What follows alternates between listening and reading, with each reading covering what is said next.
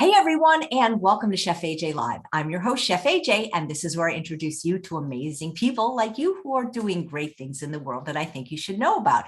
First of all, I want to thank everyone who purchased and who is going to purchase my new book.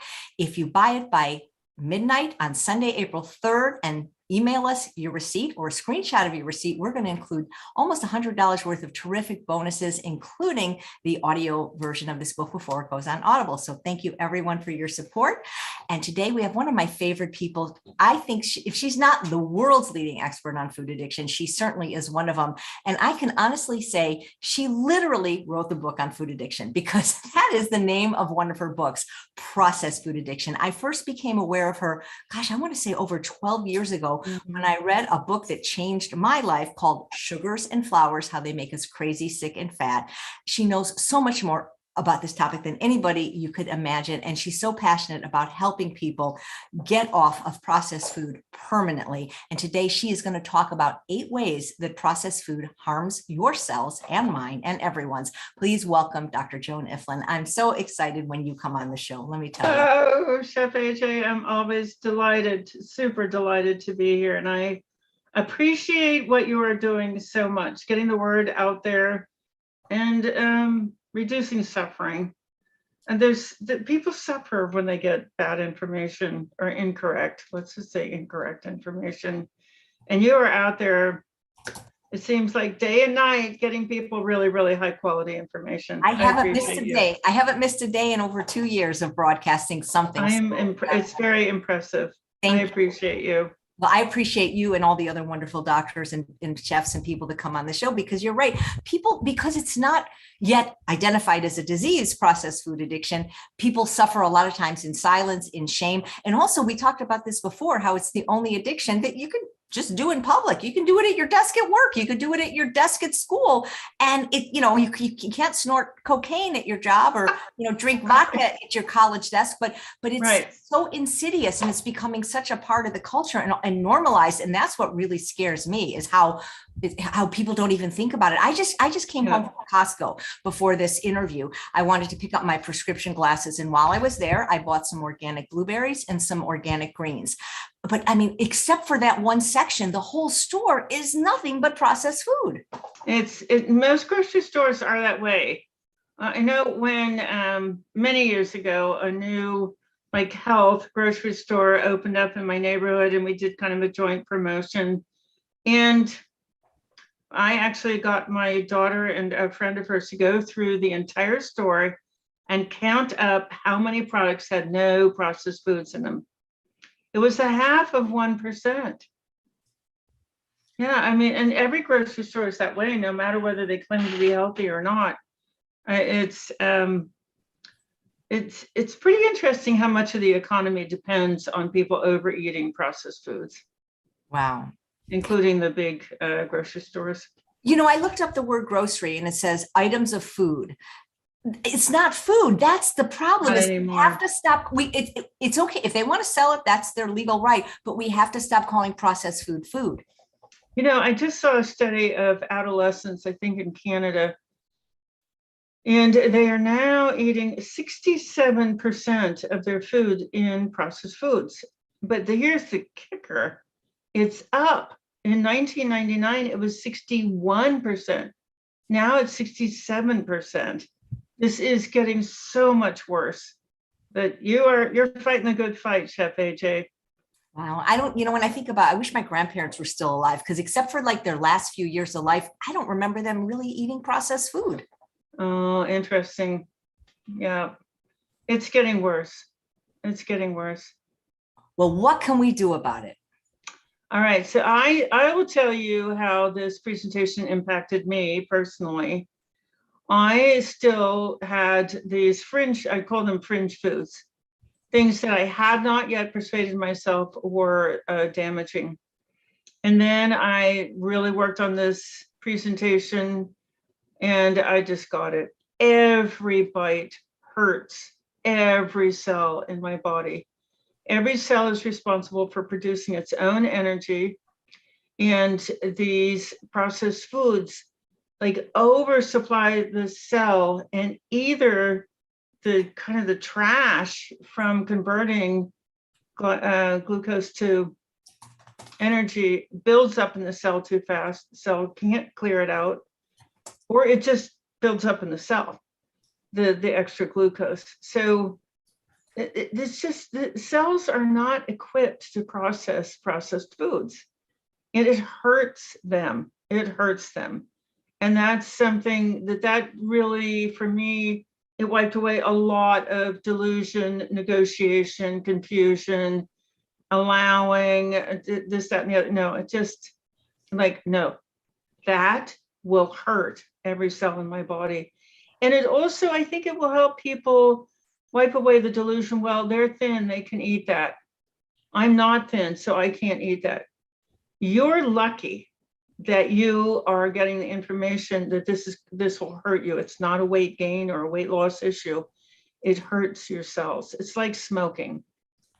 It hurts every cell. So that person who's telling themselves they can eat this stuff because they're thin, they cannot. It really helped me. This presentation really helped me personally. Right. Well, I can't wait to see it. Feel free to take it away. All right, here we go. All right, I want to give a credit to Rob Lustig. The idea for this presentation came out of his book, Metabolical, which came out last year. He's got a chapter that describes these 8 ways. So just to be clear, the structure of this was taken from that book, Metabolical, and I filled in a lot of details. Okay, so why are we looking at this? It's because we want to get the right treatment. When you get with somebody and they're telling you that you can eat this processed food or that one, you don't have to give them all up, you know that you're not in the right treatment place. This presentation will help you avoid processed foods. You get it on the inside that these processed foods are causing cell death. It's in addition to the weight issues, it's just shortening your life. And this is the mechanism by which it's shortening your life. It's also going to help you connect processed foods with a lot of diseases. When you know that cells are being harmed, then it makes sense that something as different as diabetes from depression, but they could both be related to processed foods. And I just visualizing the cell distress, visualizing trash building up inside a cell. I think of myself as a very compassionate person. I just felt sorry for those cells. So it helped me. Just knowing how much it would hurt my cells, it helped me just to say, no, thank you. All right, so here are the 8 ways. Some of these are big words, but I'm going to explain each one. Glycation, oxidative stress, mitochondrial dysfunction, insulin resistance, membrane integrity, inflammation, epigenetics, and autophagy. All right, so glycation happens when you have fat and you have sugar and they're converted to energy. Think of it like the ashes from a fire. There's a byproduct. But when that builds up, normally that's created, this byproduct, and then the cell sweeps it away. The membranes open up, the trash gets taken out.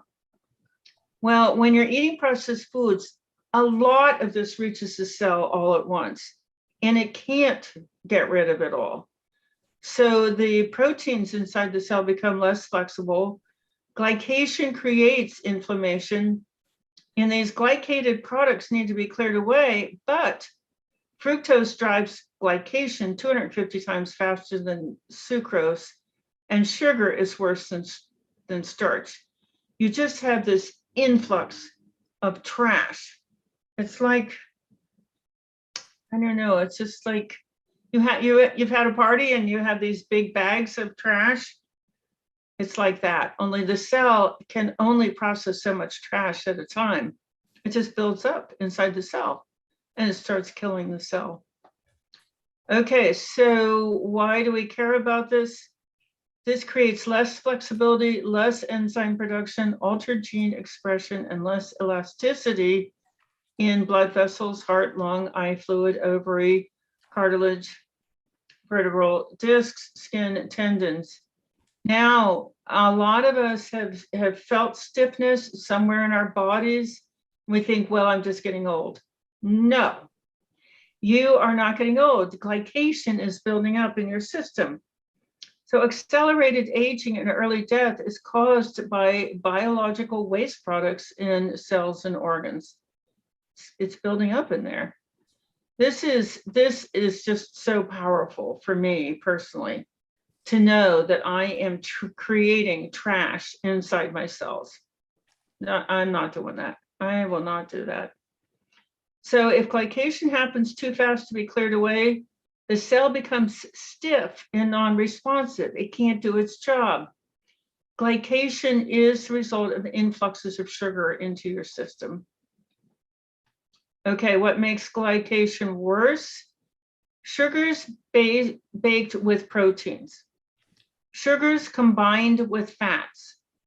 Not enough enzymes to remove the glycation, accumulation of waste. It's promoted by high blood glucose.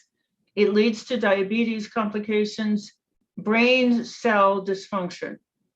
I have to tell you, I draw the line on brain cell dysfunction. A decrease in systemic antioxidant capacity. And there is one ketone body which is related to this, acetoacetate. So what makes it better? Avoiding baked foods that contain proteins and fats in combination with sugar.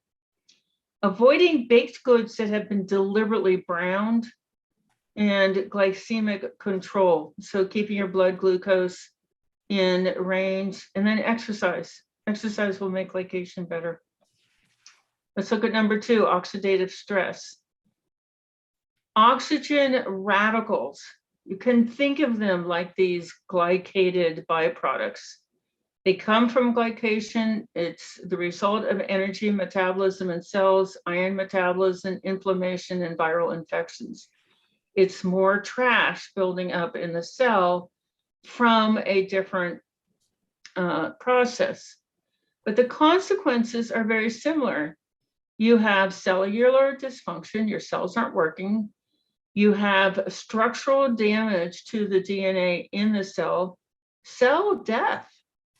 And in the liver and pancreas, it causes diabetes. You have male infertility, Alzheimer's, cognitive decline. This is where I always want to stop and tell people cognitive decline is not a natural part of aging.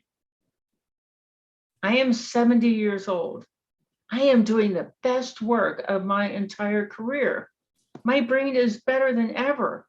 I'm not suffering decline. I'm suffering, I'm having acceleration. So don't believe that. This is processed food trash building up inside your cell that's causing the cognitive decline. So memory loss, poor decision-making, inability to learn, inability to pay attention. That's caused by this trash from processed foods building up in your brain cells.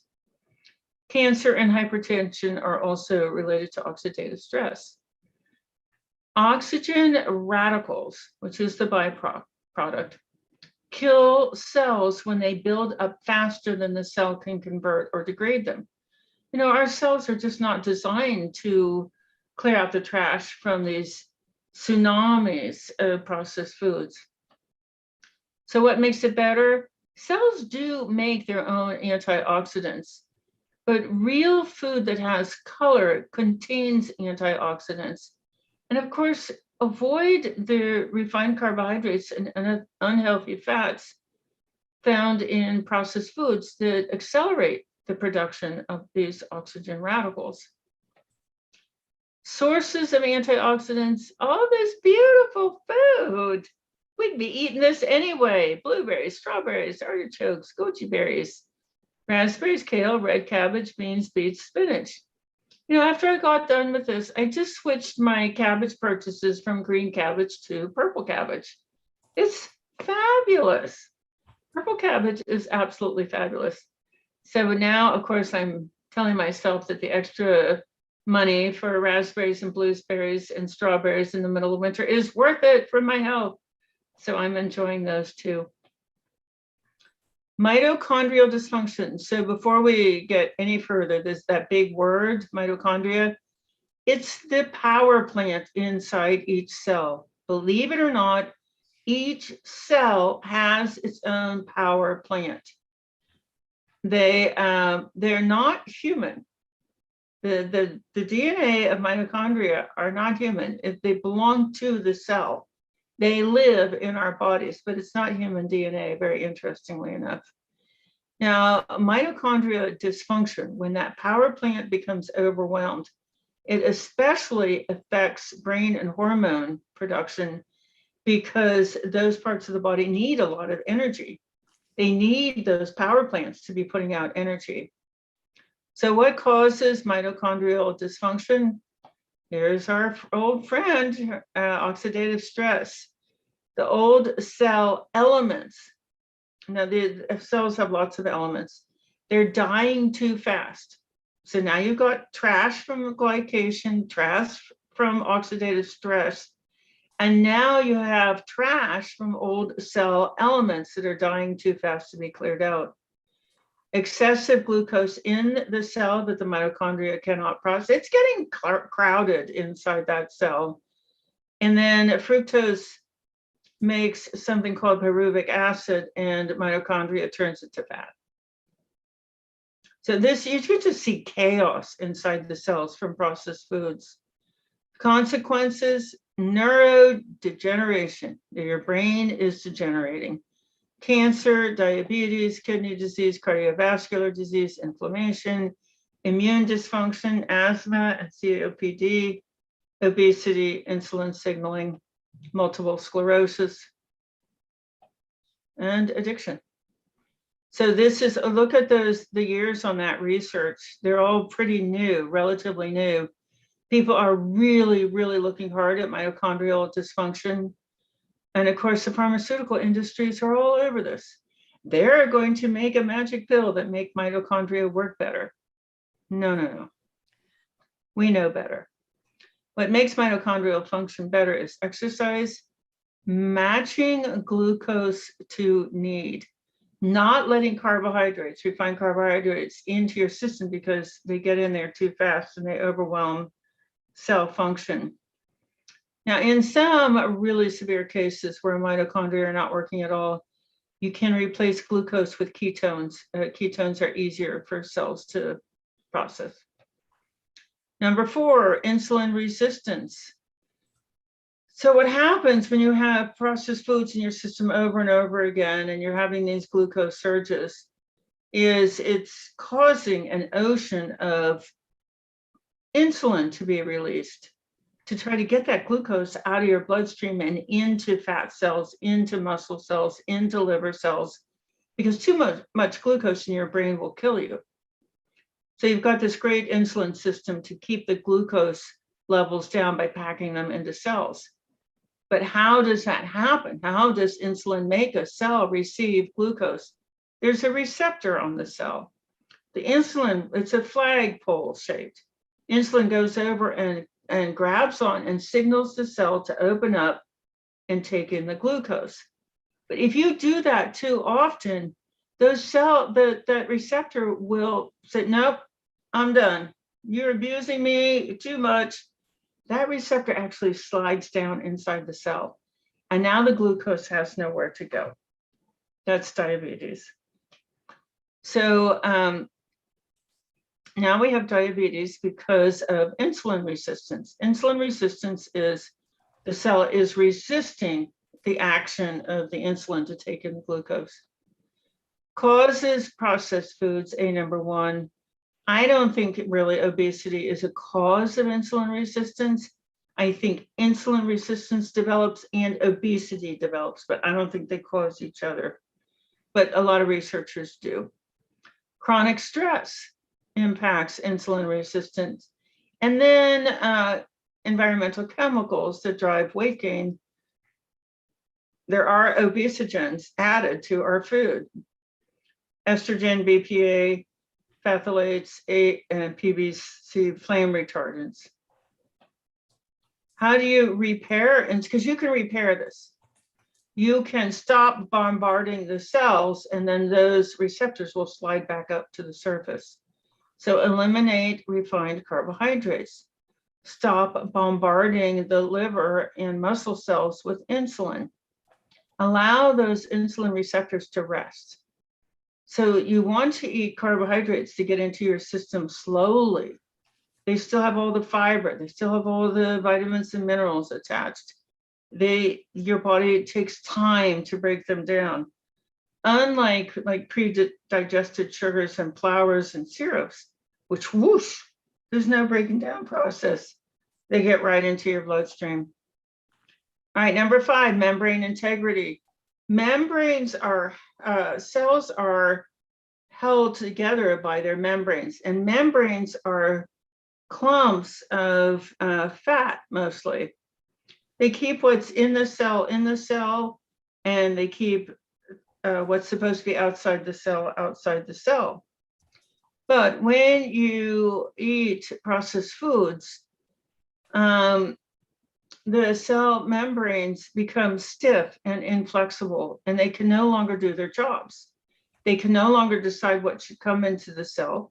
They can no longer decide what should leave the cell, and they're no longer able to communicate with other cells. So what damages cell membranes?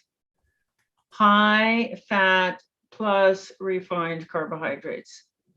You don't get the good quality fats that make up the cell membrane.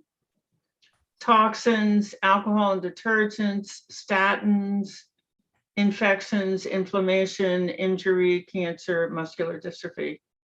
So again, look at all those researchers looking at cell membrane integrity.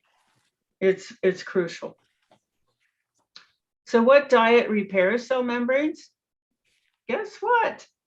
Elimination of refined carbs, elimination of inflammatory foods, and elimination of processed foods that suppress immune function. You just see it over and over again. The processed foods are the culprit. Number 6, inflammation. So we need inflammation because inflammation helps kill foreign bacteria and viruses. However, inflammation can also damage beneficial tissue.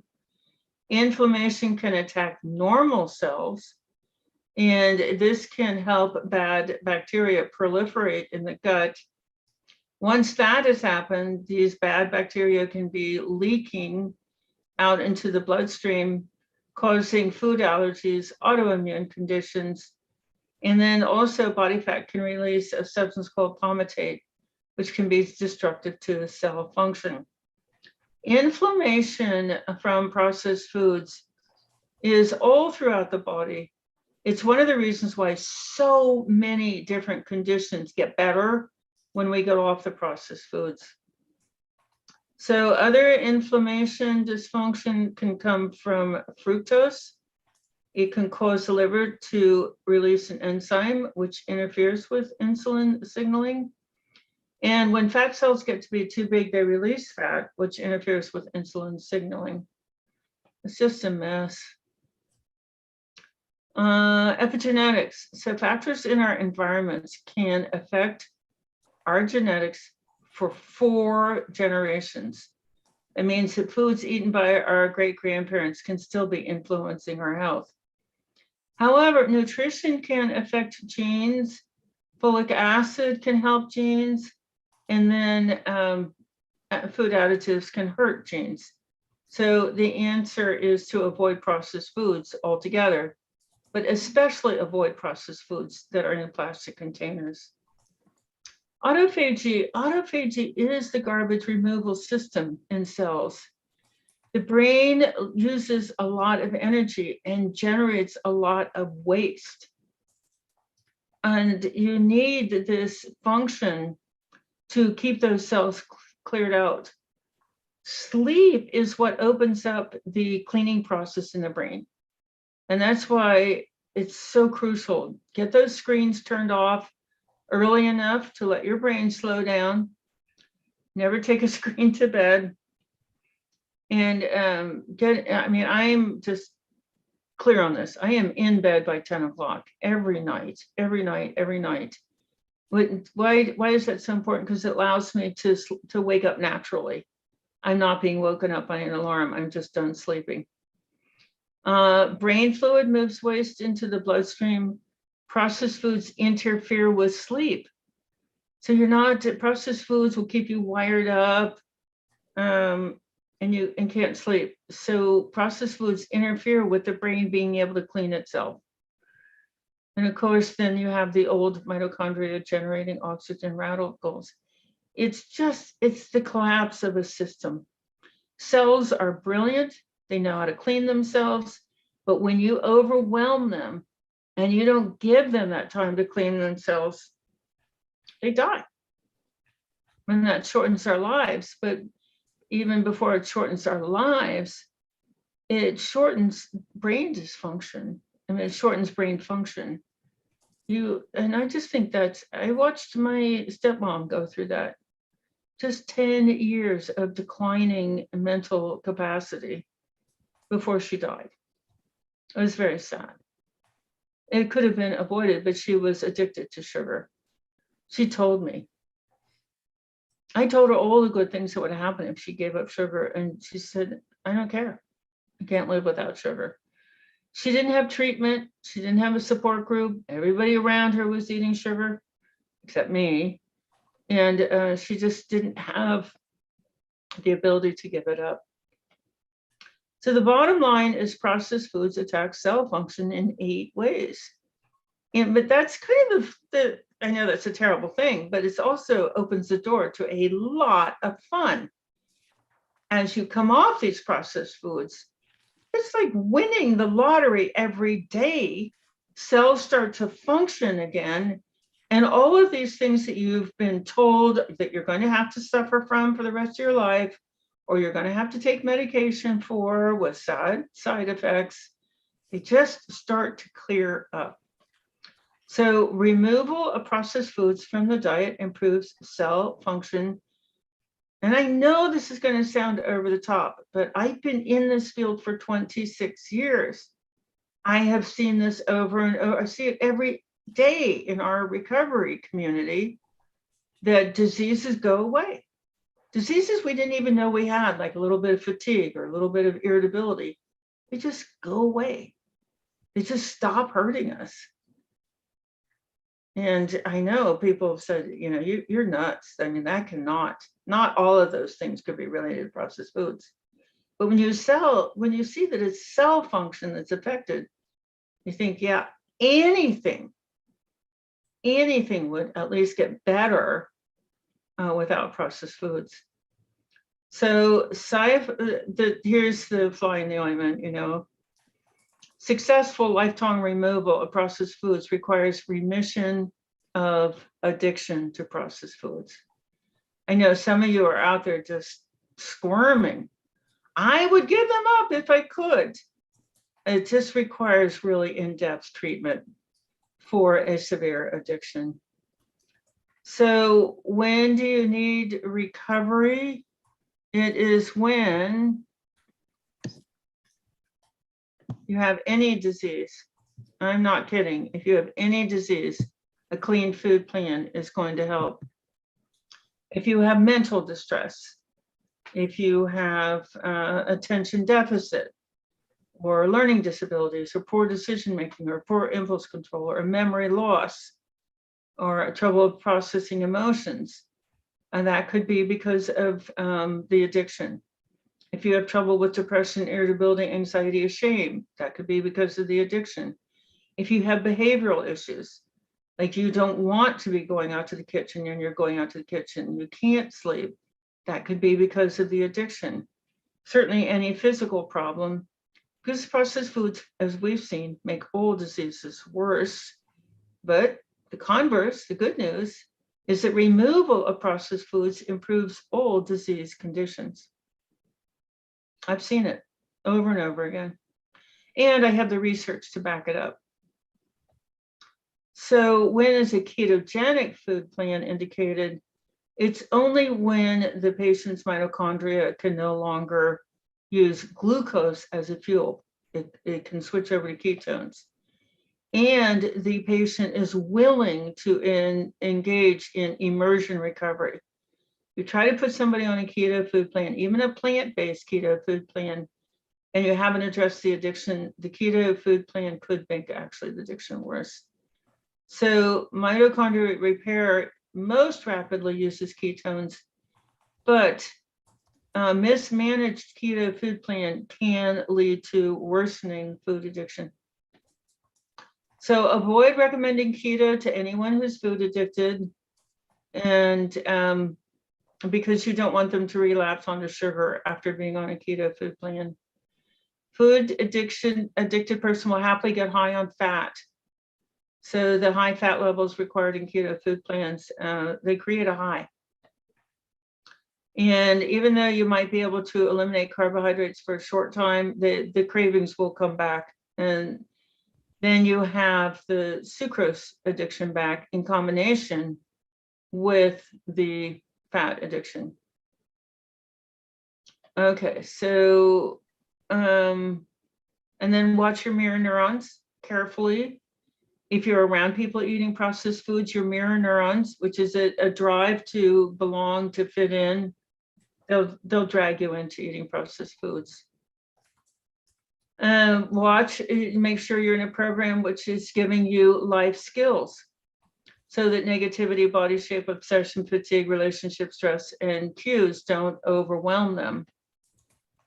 Do ask friends and yourself to take the Signs of Food Addiction at www.processedfoodaddiction.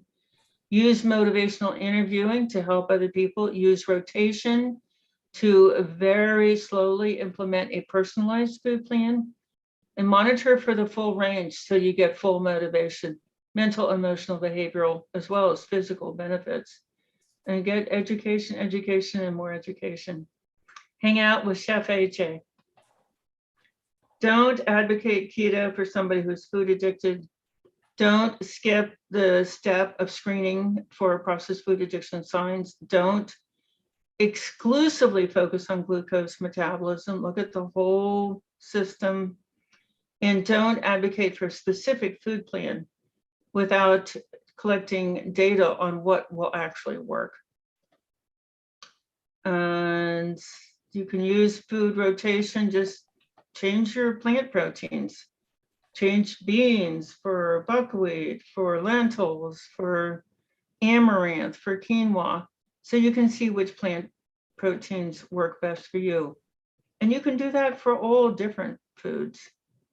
So thank you, thank you. I know that was a lot, No, but Chef AJ will give you the recording of this. Good, because we have some questions, and even if it just did one of those things, that would have been enough. Sorry, that's a bit long, but people need to know what to do too.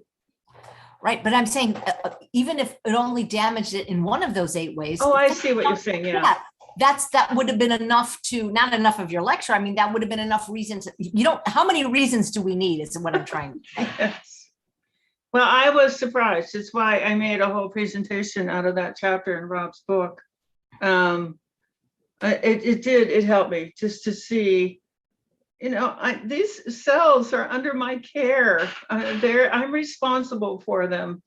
They didn't ask to be put in my body, but there they are. And dang, I'm going to do the best I can for them. There's a question in the chat, Dr. Ifland, is glycation only caused by eating sugar? Well, no, any sweetener, not lactose, but fructose. I did see a study that it's associated with fructose and glucose and sucrose. So yeah, any one of those sweeteners. That's great. So here's a question from Faith. And the question is, I just saw it. She wrote it in advance. She said, how does processed food addiction, or how does eating sugar affect mental health, depression, anxiety, suicide rates? Okay. I'm going to really encapsulate this. So when you eat processed foods, any drug of addiction, about 4 things happen. One, the reward centers hyperactivate. So your pleasure centers, you're getting high because those cells are hyperactivating. They're releasing a flood of pleasure and cravings. The body will not let you walk around euphoric, because then you're not going to see the tiger coming or whatever threat is out there. So it's going to correct that euphoria by hyperactivating your stress system. So now you have extra stress, which leads to depression and anxiety. Another system that gets hyperactivated is locomotion. Like the addiction is going to make sure that it can get you to get up and walk and get the substance. All of that activity is pulling the blood supply away from the frontal lobe. So the frontal lobe is where you have attention, learning, decision-making, memory, impulse control, some emotional processing, satisfaction. So that is why we have an epidemic. Remember, Americans are eating over 65% of their food in processed ingredients. So yes, we have epidemics of attention deficit, learning disabilities, poor decision-making, memory loss, poor impulse control. It's just like, that's what happens when you eat that much processed foods. What happens over time is those pleasure centers in the brain, dopamine, serotonin, opiate, cannabinoid, they wear out. And those are the message channels of life is good, life is satisfying, life is pleasurable, they literally collapse. It's the receptors, they're C-shaped receptors, they literally collapse. And so the tunnel is collapsed and you can't get those messages. But here's the cool thing, when you back off the processed foods and you stop bombarding those pleasure centers, those receptors open up again. And then the stress pathways settle down, they calm down. You don't have these excessive levels of adrenaline causing fear and anger. So the depression, irritability, anxiety, shame, it's shocking that within 3 weeks of giving up the processed foods, your pleasure centers open again, your stress centers stop hyperactivating, and all of a sudden the sun comes out and you're fine. And you have to get some training then on how to kind of recognize negative thinking from old times, get that rewired. So we don't need that negative thinking anymore. Yeah, these epidemics of depression, they're coming from the processed foods, and we know the mechanism. Have you read Dr. Joel Fuhrman's book, Fast Food Genocide? No, I really should. Because he talks about how it causes, even increase in whether or not somebody's going to go to jail. I mean, he's very passionate about not anyone eating processed food. The violent offenders have been shown, about 80% of violent offenders have hypoglycemia. They're just being dropped off the edge of a glucose cliff, and their behavior is violent. They've also wanted to know if it really affects young people that badly, or can children get away with eating processed food and sugar when they're younger? No. This is one of the topics closest to my heart. So that cell destruction happens with every bite of processed foods, whether they're children, whether they're old, whether they're fat, whether they're thin, whether they're athletes, whether they're not. It destroys cells. And children, actually, it's very sad for children, because I saw a research report saying that children have more intense cravings than adults. children are supposed to be at a place in their life where they're gaining life skills. But if their brains are full of cravings, then you can't fill that brain with the kind of the life skill of negotiating a relationship conflict. No, that child's brain is not available to do that. And I want to say also this, Chef AJ, since I've seen you, I've done quite a bit of research on how long does it take for addictive behavior to set in. These are all rat studies, but it's not long. It's the first day that rats have access to sucrose, they're binging on it.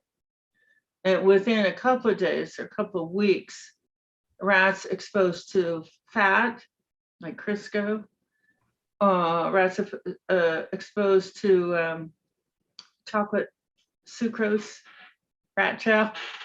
They actually make it for research. It's a matter of weeks and they're addicted. Now, the ratio of human life to a week of rat life is, it takes about a year before you're addicted. She wants to also know, she sent in a lot of questions, which I appreciate when people send them in advance. At what age does sugar and processed foods start to become addictive? It's at conception. Because if the parents are eating processed foods at the moment of conception, their DNA is already replicating in an addictive pattern. So that very first replication in that fetus, the very first cell of that fetus's life is an addicted cell. Wow. Does it cause things like ADD or ADHD? Mm-hmm. So we just talked about how the blood flow is being pulled away from the frontal lobe. And there are very specific cells in the frontal lobe that pay attention, that hold your attention. They're not getting blood flow, so they're not working. But it comes back. I mean, your ability to pay attention comes back. And people love it, especially in relationship to their children, because now they can really sit, be very patient, and focus on children for as long as they need to. They're not thinking about 84 other things. They're just thinking about what's going on with that child. It's beautiful. Yeah. Did you read Dr. Michael Gorin and Dr. Emily Ventura's book, Sugar Proof? No, I haven't read that.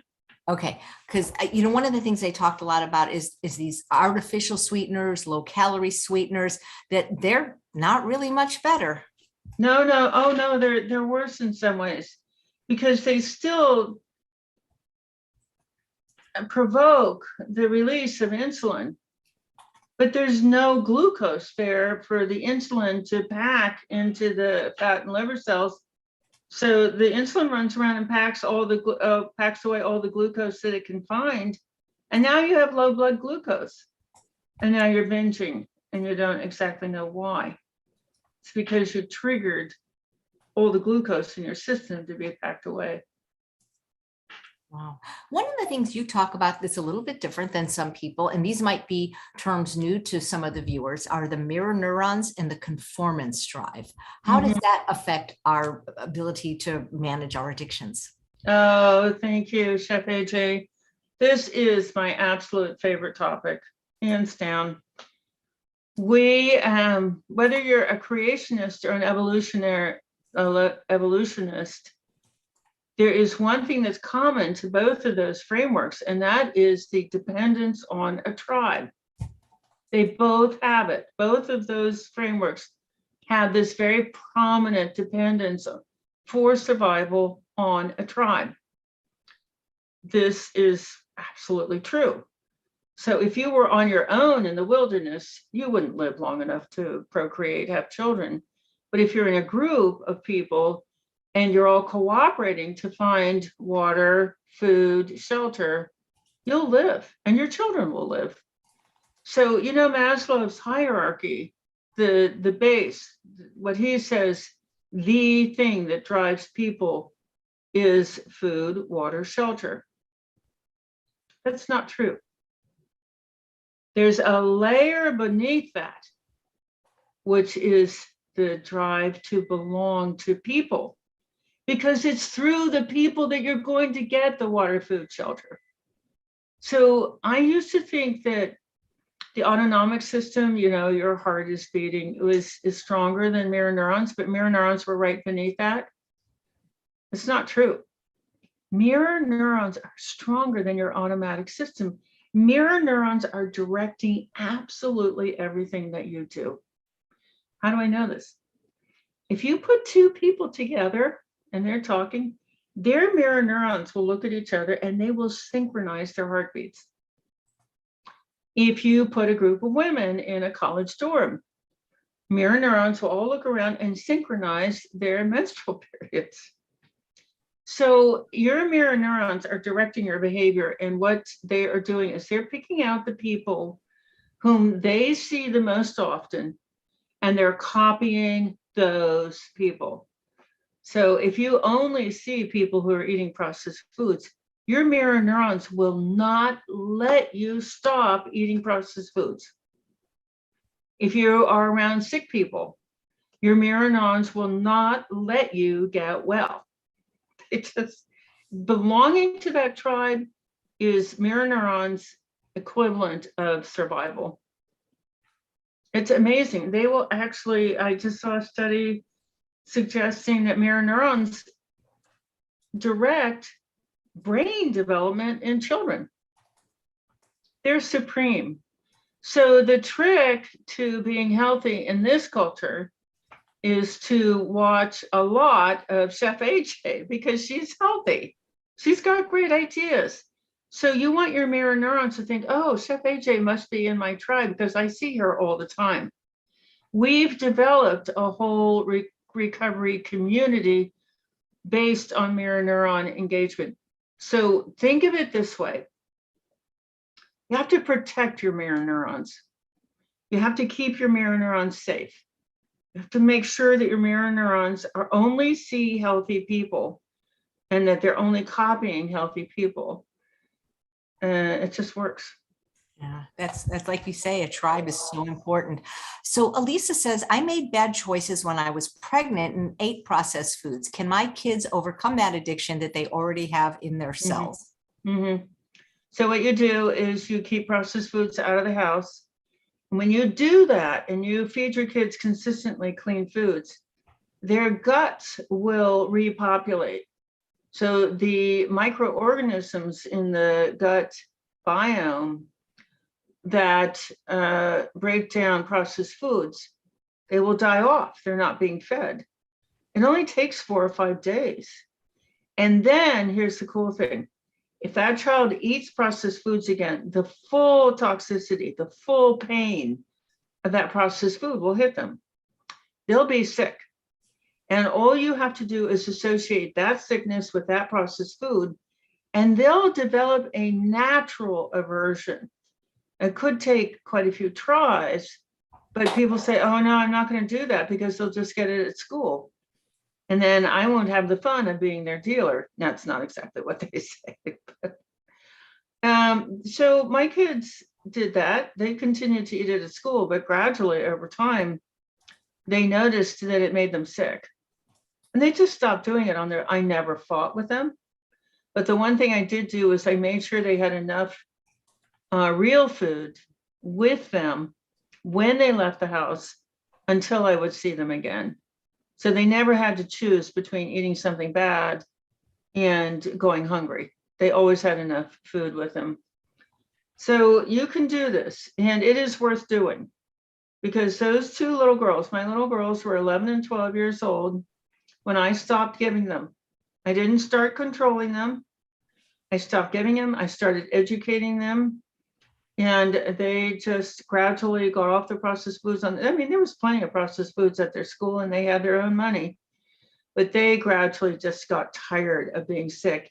And they had enough education to know where the sickness, the fatigue, the drowsiness, the irritability, the bloating, the headache, they knew where it was coming from. And so their natural survival system created a natural aversion. And plus, when they were home, they were totally surrounded by people who were not eating processed foods. because my husband of the time also was just so excited to get off of it. So they didn't have to fight their mirror neurons. Yeah. So TS says, you mentioned about waste and old mitochondria leaving the body. How does that happen? She asked, via urine? Oh, what a good question. So what we talked about today was how do those waste products get outside the cell? Well, I'm sure they're carried off in the bloodstream. And then how they actually exit, I mean, because you can exit the body a lot of ways. You can exit the body through mucus membranes in the nose. You can exhale toxins through your lungs, certainly through your skin. And then, of course, through your kidneys filter out. So honestly, I don't know. Wow, thanks. So, there's an old saying, when you know better, you do better. Mm-hmm. And a lot of people didn't know this. I'm not sure my mom knew this growing up, how bad, No. Pop-Tarts were. No. But so many people, even people in my tribe, know about the deleterious effects of processed food, and they won't touch it, but they're still feeding it to their kids. It's just, and this is actually, thank you so much for saying that. At the beginning, I said this helped me so much visualize the damage from the kind of the gray area foods that I was still imagining were gray area. No, they're not. They're the gray area. They're hurtful. But thank you for that idea that maybe this knowing, visualizing, I give my child these substances and their cells fill up with trash and stop functioning. Maybe that would be clear enough. So one of those studies I looked at recently showed that you could develop, the rats, for example, developed addiction to fat long before it showed up on their bodies. So people say, well, my kids are thin. I think it just hasn't shown up yet. That it will. Not for everybody. 20% of people don't accumulate fat under their skin. They accumulate it around their organs. So your thin child could be accumulating devastating fat around their organs. Fatty liver in children is an epidemic. Wow. All right, let's see what we have here. I'm so busy listening to you. I don't even want to watch the chat when you're on. Oh. It's just so, this is like, if I had it to do over, your PhD is in addictive nutrition, isn't it? They're one of two on the planet. Kathleen Day Maison has the other one.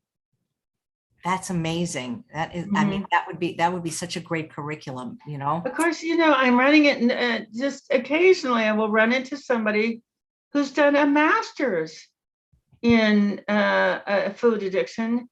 And I'm just so deeply touched. I hadn't considered this when I wrote the textbook, but they're able to do a master's because the textbook has 2,000 references in it. So they can find their way through the research.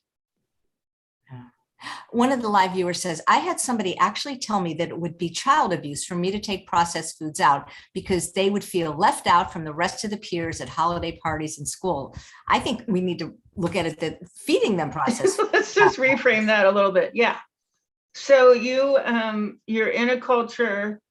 So think about smoking. Like 2/3 of Americans smoked in the 40s and 50s.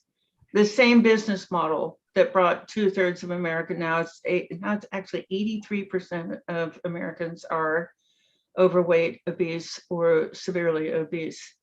It keeps getting worse. That line is going straight up. Not straight up, it's going up at a pretty steep rate. And overweight people are moving into the obese category, and the obese category is moving into the severely obese. So that's how it's getting worse. So imagine, it's 1963. Next year, 1964, the Surgeon General is going to announce that smoking causes cancer, but it's 1963. So everybody's smoking, and your child comes up and says, I want to smoke too. And you say, well, yeah, I understand that. Everybody's smoking. Here, have a cigarette. Yeah. So I will tell you, in this culture, there is so much bad stuff going on. I'm just, Chef AJ, I haven't shared this with you yet, but I've gotten my first TED Talk. Has it been recorded yet? June 4th in UCLA. That is, oh my God, Mazel Tov, congratulations. I wonder how soon it will be available after you I don't know. We've been working with a TED Talk consultant, and I need to ask him how long it might be before the thing actually appears. But oh gosh, I probably shouldn't announce this. Okay, well. I won't, but well, let me just say this. I have a Stanford MBA. I'm very interested in business models. And I've been doing some research on which industries profit from processed food addiction. It's a long list. All the food manufacturers, all the agricultural companies, the pharmaceuticals, the medical, quote unquote health system, the supplements business, of course, the dietitians and the eating disorder counselors and the therapists, and the glamour industry, and of course the fashion industry, because everybody's got 4 sizes in their closets, entertainment, because they can sell this stuff at entertainment and sports venues. So it's just a huge portion of the economy is benefiting from this. And that doesn't even, I mean, there are other industries that are addiction industries: alcohol, marijuana, tobacco, gambling, pornography. So it's rampant. And as we were talking earlier, all these industries are trying to normalize addiction. They're trying to say it's normal to have an addiction. That is not true. And it's devastating. It means you go through your life. Your mind is not your own, as Tina Turner would tell us. Relationship addiction, it just goes on and on. So I am grateful that my children, they're now in their late 30s. They're both in the jobs that they did fantastic jobs. They went to the colleges that they wanted to go to in competitive years. They went to the graduate schools they wanted to go to, always head and shoulders above everybody else, very, very competitive. Why? Because their heads were clear. They didn't have druggy processed foods in their heads. So my girls learned how to be different and fit in. Yeah, you're never doing your child a favor by giving them processed foods of any kind. Amen to that. People are asking, what are your gray area or fringe foods? No, I'm not telling you. No, it was a lie. It was my addictive brain cells saying, well, that won't hurt you. This is what was good. Now, that was the other good thing about this presentation. Every bite hurts. Yeah. Every bite hurts. So whatever food plan you're working, your filter is, does this still look like it did at the moment it was harvested? Yep. Chips don't look like potatoes. And crystallized sugar looks like a drug. It does not look like sugarcane anymore. And fruit juice and fruit roll-ups and gummy bears don't look like berries. If you can't pick it off that tree or dig it out of the ground, don't eat it.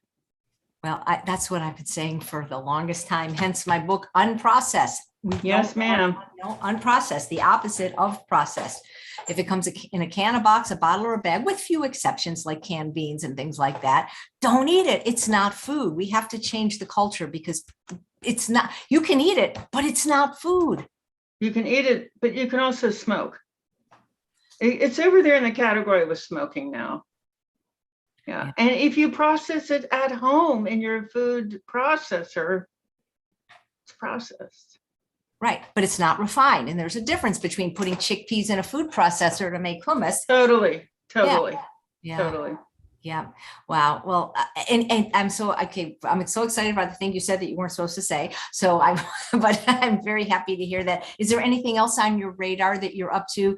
Any other books you're writing or other presentations, or how can we support your work or follow you? Where do you like to send people? Processedfoodaddiction.com. Yeah, processedfoodaddiction.com. I'm very interested in workplaces. Workplaces think they're doing their employees a big favor by putting processed foods in the break room. And of course, they're killing their employees and giving them brain fog in the meanwhile. So I'm very interested in working with workplaces. We're working on a professional network so that we can start to send brochures to doctors, to any kind of health professional to put in their waiting room. So we're busy. We're going to add a bookstore to our community, do a lot more outreach. Oh, can I mention something? I do a workshop for my community every weekend, and we are offering a workshop subscription. So you can get the workshops, a new one every week. And you can sign up for that at processedfoodaddiction.com. You just get the darn truth about what's really going on. So these, the 8 ways processed foods harm cells is one of our weekend workshops. Nice. Here's a great question from Susanna. Is your textbook, meaning the processed food addiction book, is it readable by the general public, or is it at too high of an academic level for the average layperson?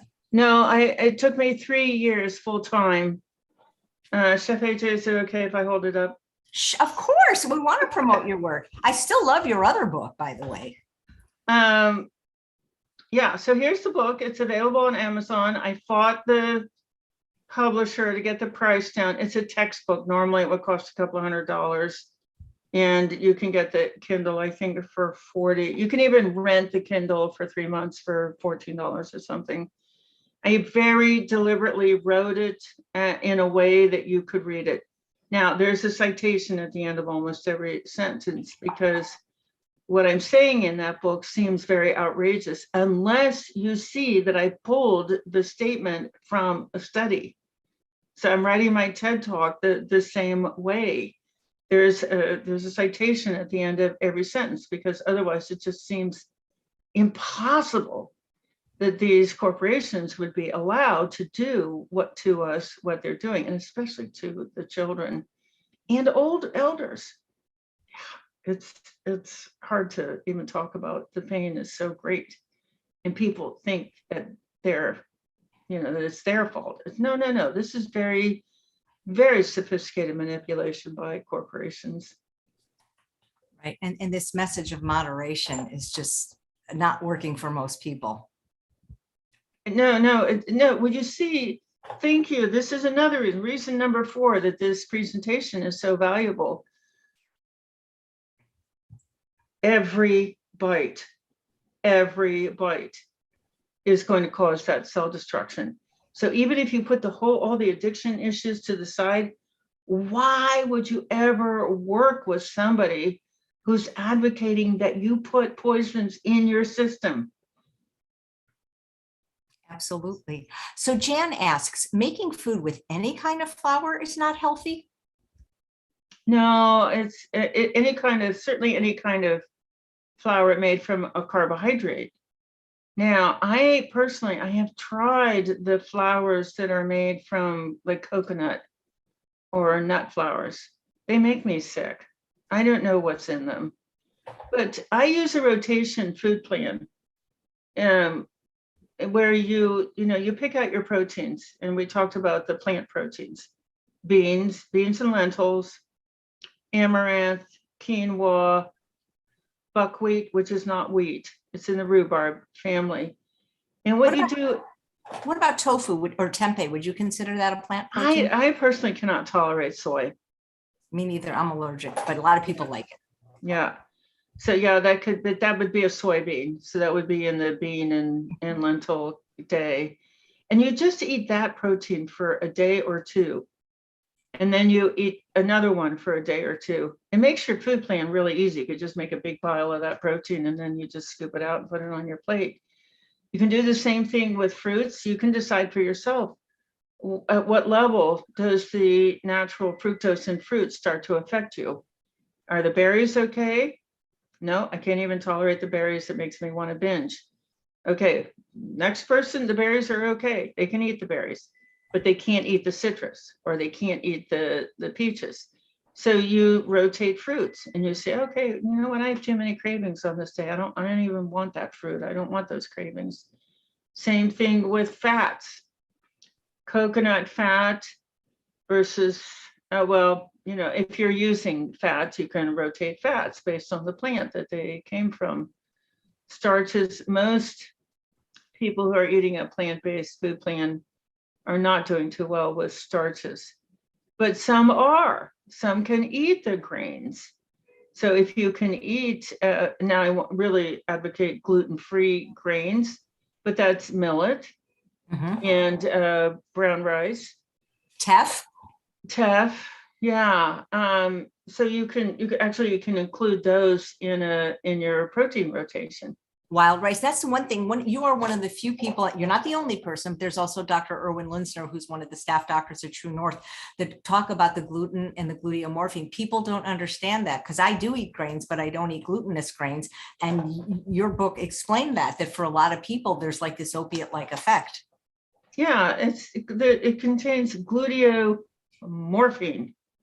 So if you're working hard to get your addicted cells to calm down, stop driving you crazy, you don't really want to put a gluteomorphine in there. And it's the same reason. I mean, I know this is a plant-based community, but it's but dairy has 4 different kinds of casomorphine. I mean, it's designed to put a cow to sleep. Think about pizza. What's pizza? It's glutinous crust. It's that is like the perfect storm of food addiction pizza. Yeah, and they've got tons of sugar mixed into the tomato sauce and heavily salted.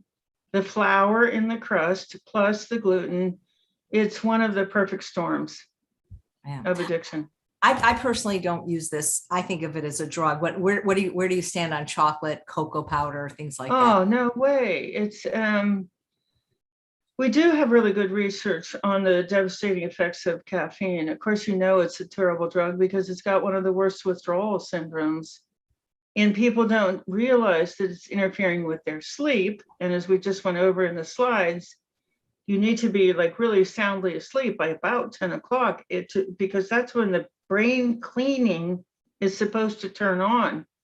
Well, it takes 3 weeks to get caffeine out of your system. So I remember talking to somebody, they did, well, I just have 1 cup in the morning and then that's it for the day. That is still affecting your sleep. It's still making your sleep shallow or broken. And that's a setup for Alzheimer's. And your brain doesn't have a chance to clean itself. That alone would be a good reason not to touch caffeine. Chocolate is always high on the list of addictive substances because it's polysubstance use. Polysubstance means that there's caffeine in it and there's sugar in it, and milk chocolate has milk in it. They've started to put salt in it. So salted chocolate, chocolate with friggin' bacon in it, because they're not trying, they're good at it, they're succeeding. They want to activate the maximum number of different pathways in the brain. And this is why you see the top fast food outlets are all selling these combination meals that have sugar and gluten and flour and excessive salt and dairy and processed fats and caffeine and, of course, hidden food additives. So pizza, tacos, and burgers all have all 7 of the major addictive food groups in them. And then a distant fourth are the Asian fast food outlets. They don't have very much cheese, dairy. So they're not as addictive and they're not as popular. Yeah.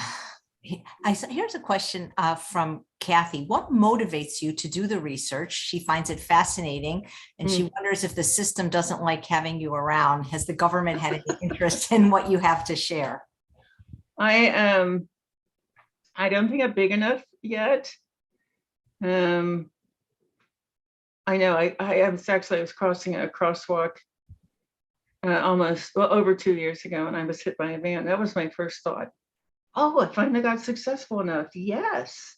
No, I just don't think about anything. I think everybody on the planet owes a great deal to the researchers. They just keep finding a way to create these findings. I've been swimming in the research because I'm writing a paper about mismanaged keto. And so I really had to get back deep into the research. Mismanaged keto works like this. And I know you can do plant-based keto, so I'm going to go ahead and describe the process here. Step one, you have a hidden food addiction, and you decide that you're going to deal with that hidden food addiction by going on a keto food plan. Step two, the gurus say eat as much fat as you want because it doesn't, you can't overeat it. That's not true for a food addicted person. They can overeat fat, throw it up, and overeat it again. So you'd start transferring the general processed food addiction to fat addiction. Step three, the sucrose cravings incubate. This is really interesting research, but rats will continue to seek sucrose like 30 days later, and they'll have a surge in seeking. So that's what's happening. You switch the addiction to fat addiction, but the sucrose cravings are still incubating, and then they erupt. And so you're back to the sugar, except now you have a combination fat sugar addiction, which research shows to be much more addictive than either one alone. And because you're eating both of them, the fat and the sugar, in binge quantities, you're destroying your cells. And that is actually, it's kind of backwards. I was talking to Rob Lustig one day about, does anybody really need to eat a keto food plan? He said, yeah, if their mitochondria are not working. But he said, but the sugar will re-erupt, and bing, I got it. Mismanaged keto will make processed food addiction worse. So I just dove into the research, because now I'm going to have to demonstrate the evidence for each one of those phases. I can't just say, oh yeah, fat addiction. No, I got to go in and look at it. Are there studies? And there are studies where rats exhibit addictive behavior when they're given Crisco or lard or a fat like that. Yeah. So why do I just swim in the research all day long? Relieve suffering.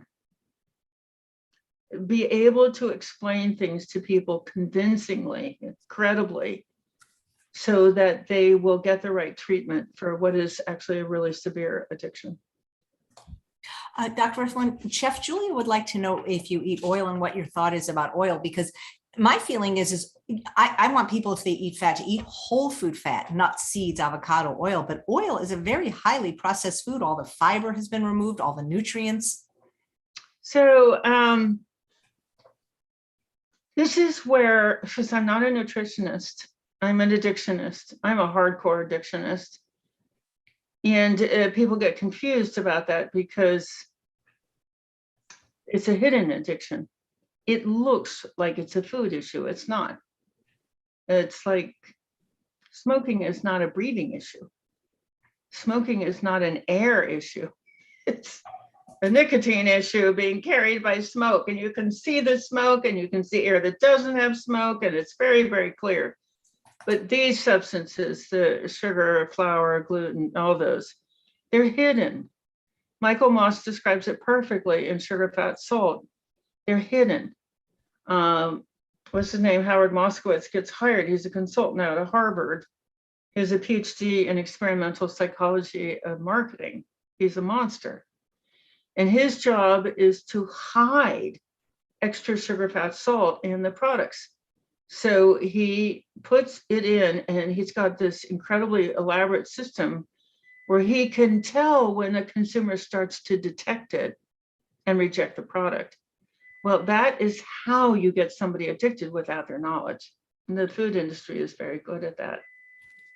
Absolutely. Well, you are just one of my favorite people. Your work is tireless. And it really, if it wasn't for you, I would probably still be eating bread thinking it was healthy. Yes, it's so deceptive.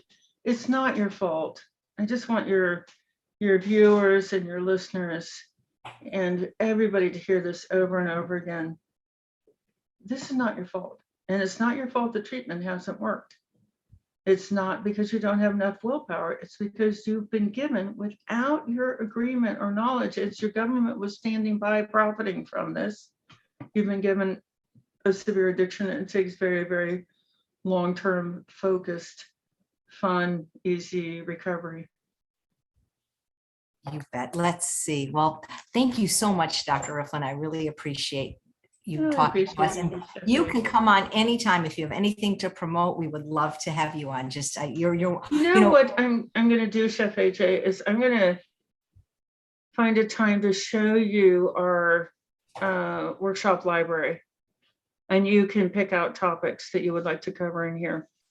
That would be amazing, because a lot of my friends and people that enjoy being with the audience, they come on, sometimes once a month. So it would be great to have you on more often. I love the stuff that you talk about. It's amazing. I love being here with you. I just appreciate you so much.